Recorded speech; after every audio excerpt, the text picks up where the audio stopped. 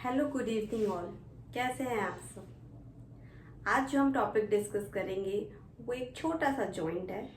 पर जब इस जॉइंट में प्रॉब्लम आती है तो हमारी जो एक्टिविटीज़ ऑफ डेली लिविंग है वो पूरी डैम्पर हो जाती है।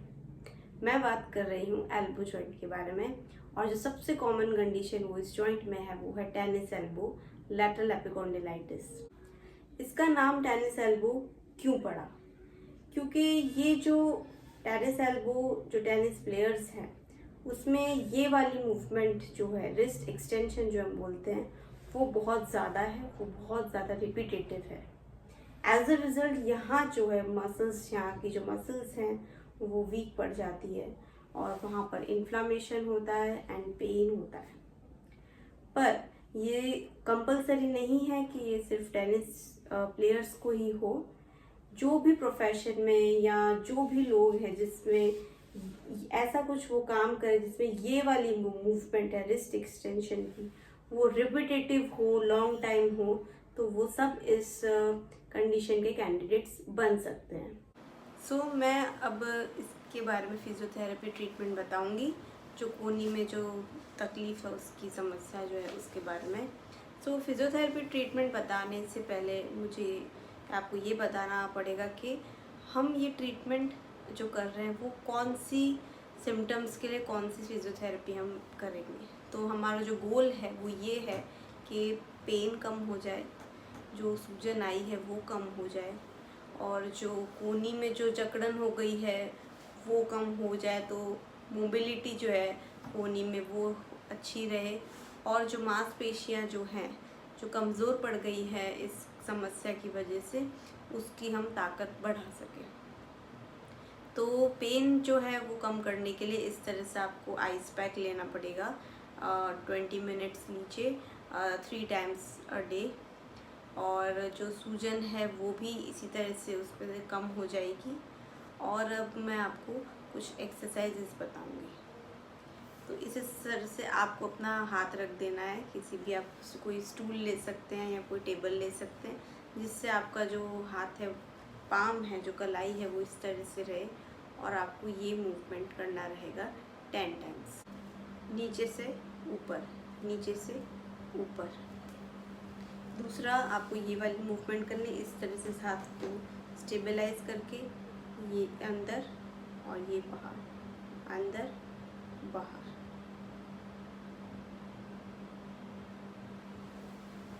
दूसरा जो एक्सरसाइज है जो हम जिसे स्ट्रेचिंग बोलते हैं वो आप करेंगे।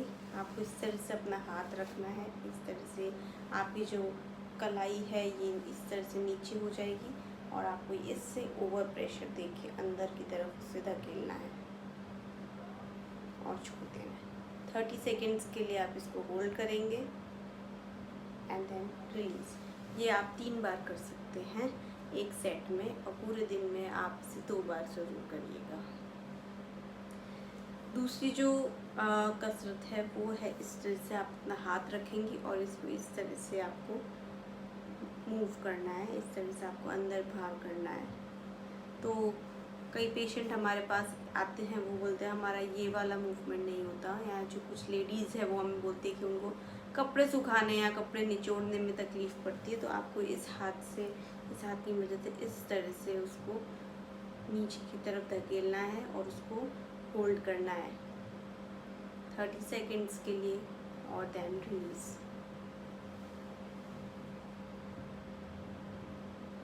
काफ़ी हमारे पास पेशेंट्स आते हैं, वो कहते हैं ग्रिप कमज़ोर हो जाती है।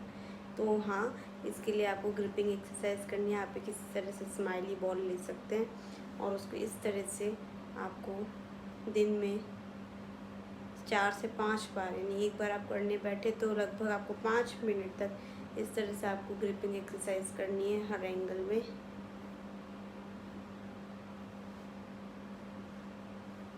जो दूसरी मैं आपको टेक्निक बताऊंगी उसे हम कहते हैं क्रॉस डीप फ्रिक्शन मसाज।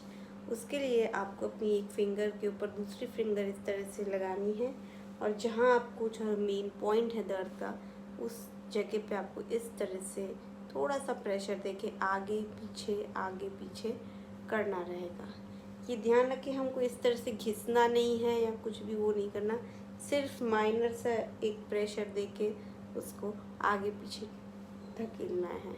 जो मांसपेशियां हैं वो आपको अपने आप फील हो जाएंगी कि जो थोड़ी सी सूज गई हैं या जिसमें थोड़ा सा दर्द है।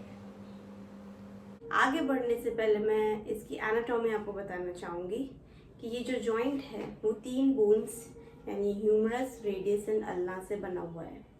ह्यूमरस जो है वो यहाँ पर उसके यहाँ 2 बम्प्स जैसे हैं जिसे हम एपिकॉन्डाइल बोलते हैं।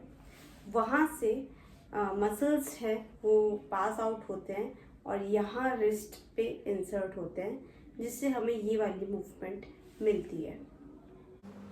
जो दूसरी मैं आपको एक्सरसाइज बताऊंगी वो है स्ट्रेंथनिंग एक्सरसाइज।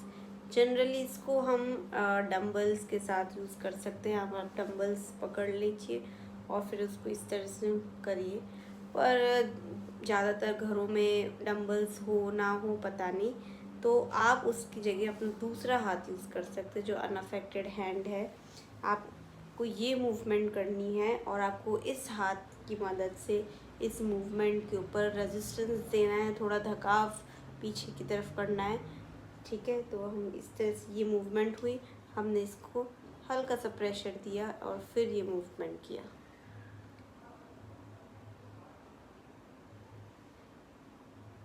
आप देख सकते हैं मुझे थोड़ी सी ताकत लगानी पड़ेगी। इस तरह से इसको हम स्ट्रेंथन कर सकते हैं। दूसरा हम इस तरह से कर सकते हैं, हम इस तरह से अपना हाथ रखें और ऊपर की तरफ इसको लाएं। सेम यही हाथ हम यूज़ करेंगे और इस तरह से हम ऊपर करेंगे। इस हाथ की मदद से आप अपना रेजिस्टेंस भी जो है वो कम ज़्यादा कर सकते हैं कि आपको ज़्यादा रेजिस्टेंस चाहिए तो आप ज़्यादा धक्का मारिए, आपको कम करना है तो आप कम भी कर सकते हैं। सो मैं अब जो एक्सरसाइज बताने वाली हूँ वो है स्ट्रेंथनिंग एक्सरसाइज। जो मैंने आपको बताया कि आप अपने अगर आपके पास डंबल्स नहीं है तो आप अपने हैंड का भी यूज़ कर सकते हैं, ऑपोजिट अनअफेक्टेड हैंड का। Second option is of TheraBand. तो थेराबैंड इस तरह से आप लेंगे, इजीली भी अवेलेबल है मार्केट में।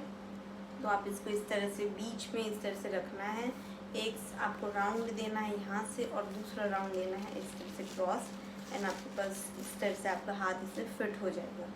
Then with the other hand, जो आपका अनअफेक्टेड हैंड है, उससे आप इसको यहाँ पकड़ेंगे and then you will give resistance और आपको ये वाली मूवमेंट धीरे से करनी रहेगी।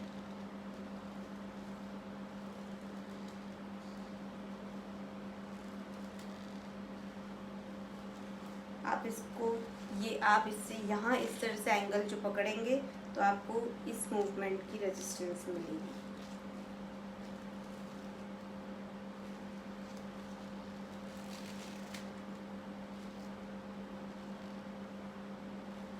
आप इसी तरह से इसको यहाँ पकड़ के इस एंगल पे ये वाली मूवमेंट भी कर सकते हैं।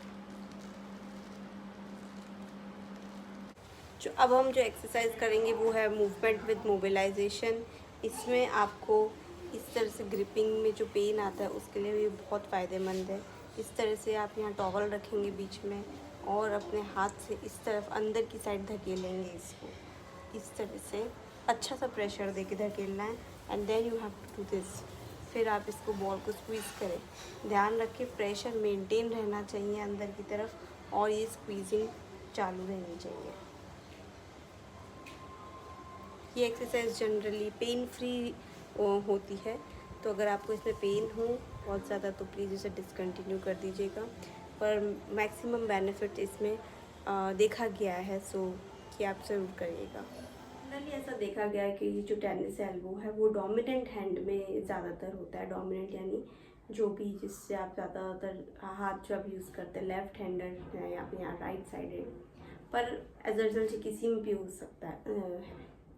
ये generally 30 to 50 years of age में देखा गया है, पर still if the technique is wrong and if you are doing this repetitive movement anyhow at any age, तो आप इस कंडीशन के कैंडिडेट्स बन सकते हैं। घर पे भी एक टेस्ट कर सकते हैं जिसे हम कोजन टेस्ट बोलते हैं। वो टेस्ट इस तरह से होता है कि आपका जो रिस्ट है आप इस तरह से फिस्ट बना लीजिए and then you have to do this movement okay.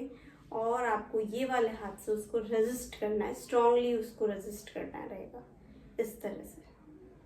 तो जब आप ये करेंगे तो यहाँ पर बहुत ही ज़्यादा शूटिंग टाइप का एक्सक्रूशिएटिंग पेन होगा। अगर वो है तो आपको पूरे चांसेस है कि आपको टेनिस एल्बो है।